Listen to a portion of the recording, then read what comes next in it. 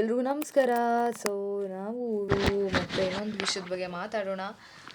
ಒಂದು ಸಿನಿಮಾ ಇದೆ, ಜಿಗರ್ ತಂಡ ಅಂತ. ಸುಮಾರು ವರ್ಷ ಆಯಿತು ರಿಲೀಸ್ ಆಗಿ. ಅದನ್ನ ನಾನು ಒಂದು 4-5 ವರ್ಷದ ಹಿಂದೆ ನೋಡಿದ್ದು. ಮೇ ಬಿ ಕೊರೋನಾ ಟೈಮಲ್ಲಿ ಅನಿಸುತ್ತೆ, ಕೊರೋನಾ ಬಿಡ್ತಾ ಇತ್ತು ಆ ಟೈಮಲ್ಲಿ ನಾನು ನೋಡಿದ್ದು. ಅದರಲ್ಲಿ ಏನಪ್ಪ ಅಂದರೆ ರವಿಶಂಕರ್ ಅವರು ಮುಖ್ಯ ಭೂಮಿಕೆಯಲ್ಲಿ ನಟಿಸಿದ್ದಾರೆ.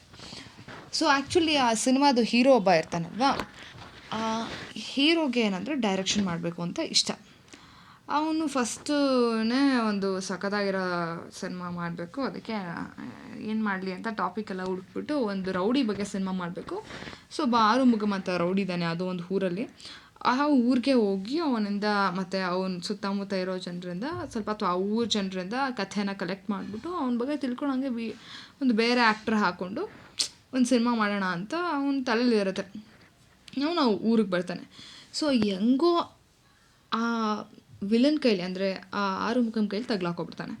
ತಗ್ಲಾಕೊಂಡು ಸಮಯ ಕಳೆದಂತೆ ಆ ಆರುಮುಗಂಗೆ ಗೊತ್ತಾಗ್ಬಿಡುತ್ತೆ ಇವನೊಬ್ಬ ಡೈರೆಕ್ಟರ್ ಸಿನಿಮಾದು ಅಂತ. ನನಗೂ ಒಂದು ಸಿನಿಮಾ ಮಾಡು ಪಟ್ ಹಿಡ್ಕೊಂಬಿಡ್ತಾನೆ. ಸೊ ಈಗ ಇವನಿಗೆ ವಿಧಿ ಇಲ್ಲ, ಸಿನಿಮಾ ಮಾಡಬೇಕು. ಆ ವ್ಯಕ್ತಿಗೆ ಆ್ಯಕ್ಟಿಂಗ್ ಗೊತ್ತಿಲ್ಲ, ಡ್ಯಾನ್ಸ್ ಗೊತ್ತಿಲ್ಲ, 1000 ಸರಿ ಹೇಳ್ಕೊಟ್ರೂ ಬರಲ್ಲ. ಆಮೇಲೆ ಪ್ರೊಡ್ಯೂಸರ್ ಯಾರು ಅಂತ ಅಂದರೆ ಪ್ರೊಡ್ಯೂಸರ್ಗೂ ಎದುರಿಸಿ ಇವನು ಡೈರೆಕ್ಷನ್ಗೆ ಸಿನಿಮಾ ಶುರು ಮಾಡಿಸ್ತಾರೆ ಕೆಲಸನ. ಆರುಮುಗಮ್ ಎಲ್ರಿಗೂ ಎದುರಿಸಿ ಮಾಡಿಸಿ ಶುರು ಮಾಡಿಸ್ತಾನೆ. ಸಿನಿಮಾನು ಹಂಗೂ ಹಿಂಗೂ ಕಷ್ಟಪಟ್ಟು ಮುಗಿಸ್ತಾರೆ. ಡೈರೆಕ್ಟ್ರೆಲ್ಲ ಬೈಕೊಂಡು, ಪ್ರೊಡ್ಯೂಸರೆಲ್ಲ ಬೈಕೊತಾರೆ ಡೈರೆಕ್ಟ್ರಿಗೆ, ಇವನಿಂದ ನಾನು ದುಡ್ಡು ಹೋಯ್ತು, ಈ ಸಿನಿಮಾ ಯಾರು ನೋಡ್ತಾರೆ ಅಂತ ಆಗಿರುತ್ತೆ. ಸಿನಿಮಾ ರಿಲೀಸ್ ಆಗುತ್ತೆ, ಎಲ್ಲರೂ ನೋಡ್ತಾರೆ. ನೋಡಾದ್ಮೇಲೆ ಆರುಮುಗಮ್ಗೂ ಫುಲ್ ಜೋಶ್, ನಾನು ಆ್ಯಕ್ಟಿಂಗ್ ಮಾಡಿರೋ ಸಿನಿಮಾ ನೋಡಬೇಕು ಅಂತ ಕೂತ್ಕೊಂಡು ನೋಡಿದ್ರೆ ಸಿನಿಮಾ ಹೆಸರು ಆರುಮುಗಮ್ ಅಂತ ಇಟ್ಟಿರ್ತಾರೆ.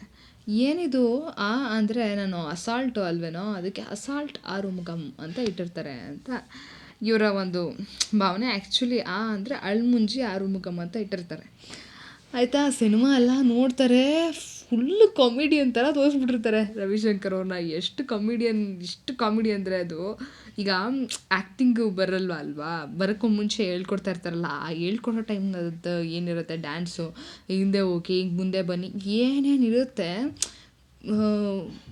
ಫುಲ್ ರೆಡಿ ಆಗೋಕ್ಕೂ ಮುಂಚೆ, ರೆಡಿ ಆದಮೇಲೆ ಒಂದು ಶಾಟ್ ಮಾಡ್ತಾರಲ್ಲ, ಫೈನಲ್ ಶಾಟ್ಗೂ ಮುಂಚೆ ಬರೋ ಪ್ರಾಕ್ಟೀಸ್ ಶಾಟ್ಸ್ ಏನಿರುತ್ತೆ ಅದನ್ನೆಲ್ಲ ವೀಡಿಯೋ ಮಾಡ್ಕೊಂಡು ಅದನ್ನೇ ಸಿನಿಮಾ ಅಂತ ಹಾಕ್ಬಿಟ್ಟಿರ್ತಾರೆ.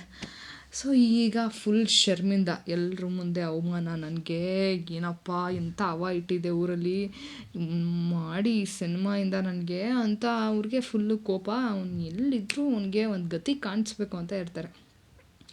ಆದರೆ ಮೊದಲು ಎಲ್ಲ ಜನ ಎಷ್ಟು ಭಯ ಪಡ್ತಾಯಿದ್ರು, ಎಷ್ಟು ದೂರ ಇರ್ತಾಯಿದ್ರು, ಎಲ್ಲರೂ ಎಷ್ಟೋ ಪ್ರೀತಿಯಿಂದ ಆರುಮುಗಮ್ ಅಂತ ಮಾತಾಡಿಸ್ತಾ ಇರ್ತಾರೆ. ಸೊ ಆರುಮುಗಮ್ಗೆ ಯಾವಾಗ ಒಂಥರ ಡಿಫ್ರೆಂಟಾಗಿ ಅನಿಸುತ್ತೆ.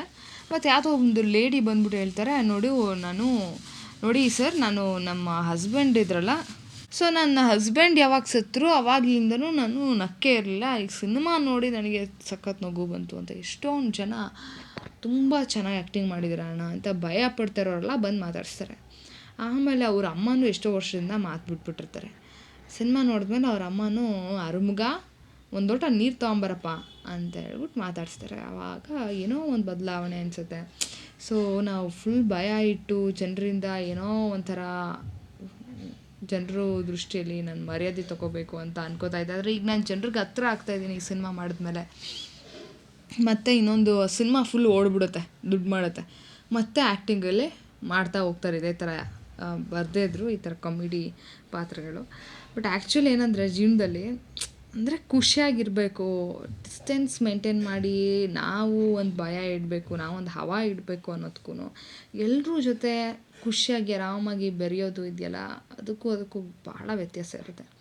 ಈಗ ನೋಡಿ, ಕೆಲವರೆಲ್ಲ ಮಾತು ಬಿಟ್ಬಿಟ್ಟಿರ್ತೀವಿ ಅಂತ ಇರ್ತಾರೆ, ಅವ್ರ ಜೊತೆ ಮಾತಾಡೋಲ್ಲ, ಇವ್ರ ಜೊತೆ ಮಾತಾಡೋಲ್ಲ, ಎಲ್ಲರ ಜೊತೆನೂ ಮಾತಾಡ್ತಾ ಇರ್ತಾರೆ. ಅವ್ರಿಗೂ ನೋವಾಗಿರುತ್ತೆ, ದುಃಖ ಆಗಿರುತ್ತೆ. ಒಂದೊಂದು ಟೈಮಲ್ಲಿ ಒಂದು ಮಾತು ಬರುತ್ತೆ, ಜಗಳ ಆಗುತ್ತೆ, ಆವಾಗ್ಲೂ ಅವರು ಸ್ವಲ್ಪ ಸಮಾಧಾನವಾಗಿ ವಾಪಸ್ ಮಾತಾಡಿಸ್ಕೊಂಡು ಎಲ್ಲರ ಜೊತೆ ಇರ್ತಾರೆ. ಅಂಥವ್ರು ಎಲ್ಲರ ಜೊತೆ ಆರಾಮಾಗಿರ್ತಾರೆ.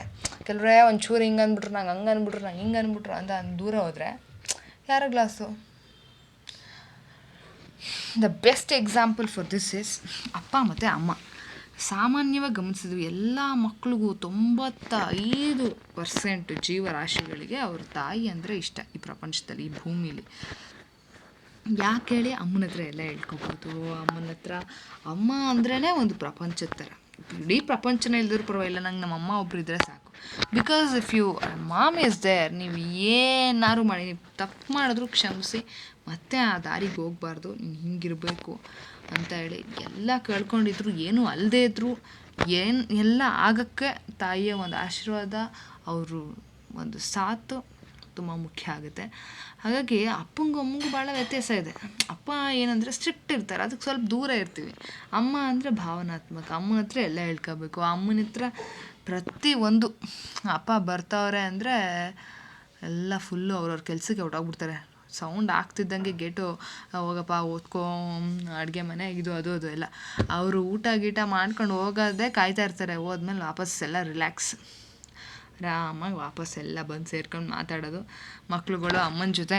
ಇವೆಲ್ಲ ತುಂಬಾ ಮಾಮೂಲಿಯಾಗಿರುವಂತಹ ವಿಷಯ. So this was our today's, ಇವತ್ತಿನ ನಮ್ಮ ವಿಡಿಯೋ ಆಗಿತ್ತು.